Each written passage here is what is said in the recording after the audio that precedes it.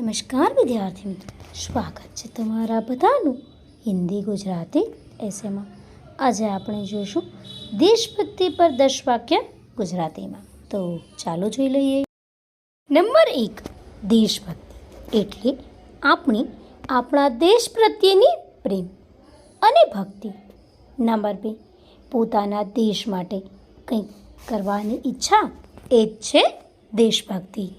Number 3, દેશભક્તિની લાગણી દેશના લોકોને એકબીજા સાથે જોડે છે. નંબર 4, આપણે આપણા સ્વતંત્રતા સેનાનીઓનું સન્માન કરીને દેશભક્તિ વ્યક્ત કરીએ છીએ. નંબર 5, દેશના શહીદોએ દેશભક્તિ માટે તેમના જીવનનું બલિદાન આપ્યું. નંબર 6, દેશભક્તિ આપણને આપણા રાષ્ટ્રના વારસાનું સન્માન કરવાનું શીખવે છે. નંબર 7, દેશભક્તિની લાગણીએ જ શહીદોને અમર બનાવ્યા. નંબર 8, દેશભક્તિ એ માત્ર જીવ આપવાનો નથી, પણ દેશ માટે જીવવાનો પણ છે.